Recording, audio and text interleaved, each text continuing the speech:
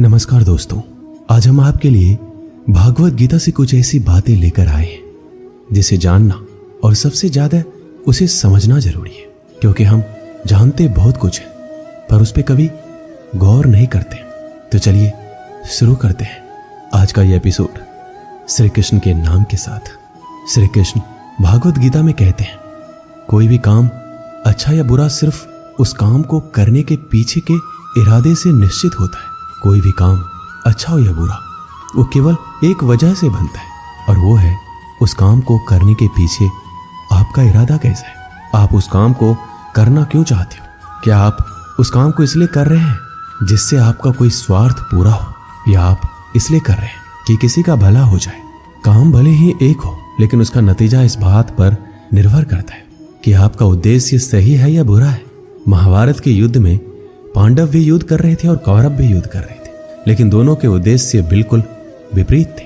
पांडव अपने धर्म के लिए युद्ध कर रहे थे और कौरव अधर्म के लिए युद्ध कर रहे थे।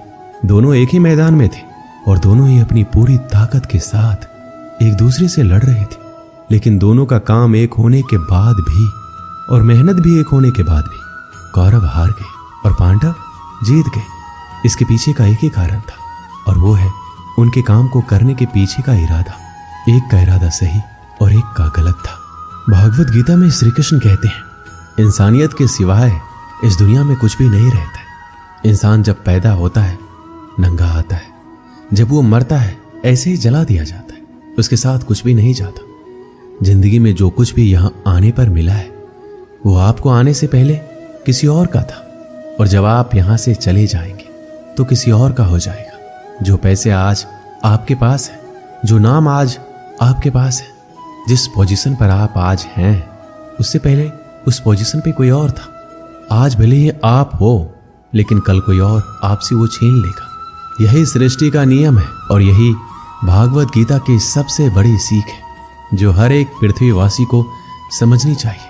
तो अगर बदलाव है इस दुनिया का नियम है तो ऐसी कौन सी चीज है जो हमेशा रहती है, जो हमारे मरने के बाद भी इस दुनिया में रहेगी? वो चीज है इंसानियत। सबसे पहले एक अच्छा इंसान बनिए और हर एक मनुष्य उस परमात्मा का अंश है जो हमारे सीधे तार उस परमात्मा से जुड़े हुए हैं। जो हमारी आत्मा कभी गलत नहीं हो सकती, पर हम शरीर के सुखों के लिए गलत कर्मों को करने में लग जाते हैं और उनका नतीजा भी गलत होता है। आज हमारे पास जो कुछ भी है, चाहे हमारा प्यार हो या रिश्ता हो या पैसा या नाम, एक दिन हमसे छिन जाएगा, दूर चला जाएगा। यही सृष्टि का नियम है। जो कल किसी और का था वो आज आपका है, लेकिन जो आज आपका है वो आने वाले दिनों के बाद किसी और का हो जाएगा। श्रीमद् भागवत गीता में श्री कृष्ण कहते हैं, आप जैसा सोचते हो वैसा बन जाते हो। आज आप अपने जीवन में जो कुछ भी हो केवल और केवल आपकी सोच की वजह से।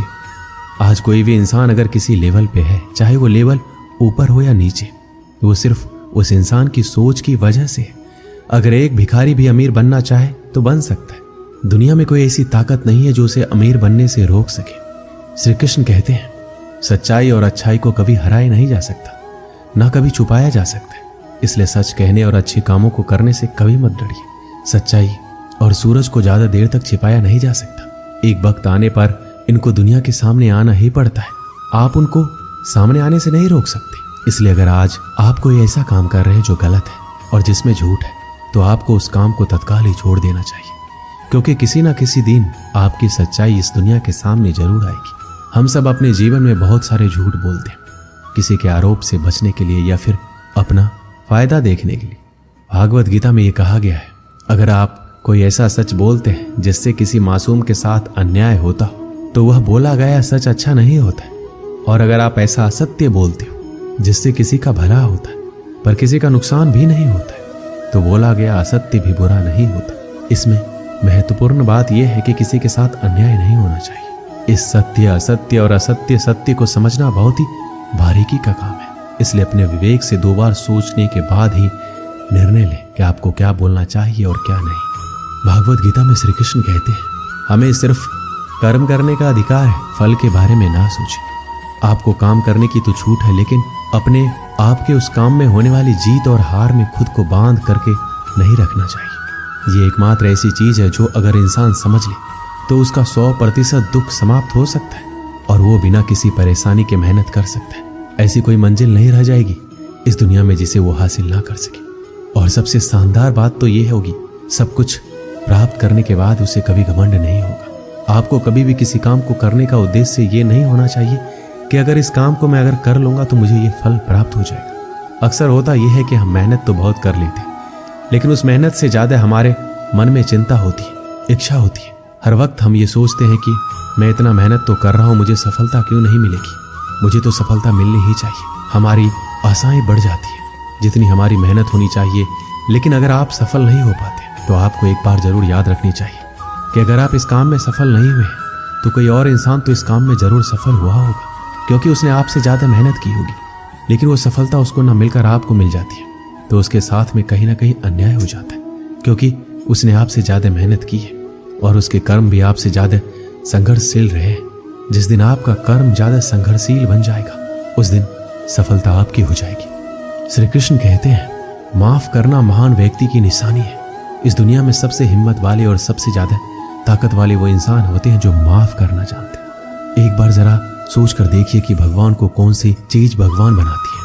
श्री भागवत गीता में भगवान श्री कृष्ण जी कहते हैं, चाहे वो कितना भी पापी इंसान क्यों ना हो, लेकिन अगर वो अपने बुरे कर्मों को करना छोड़कर अच्छे कर्म करना शुरू कर दे तो उसको वो अपना लेते हैं। यानी कि भगवान इस पूरी सृष्टि के मालिक होकर भी इतने नेक दिल हैं और उनके दिल में सबके लिए जगह है और उनके लिए सब सामान है। माफ करना महान व्यक्ति की निशानी है और माफ वही कर सकता है जो सामने वाले के किसी न किसी नजरिए से बड़ा हो।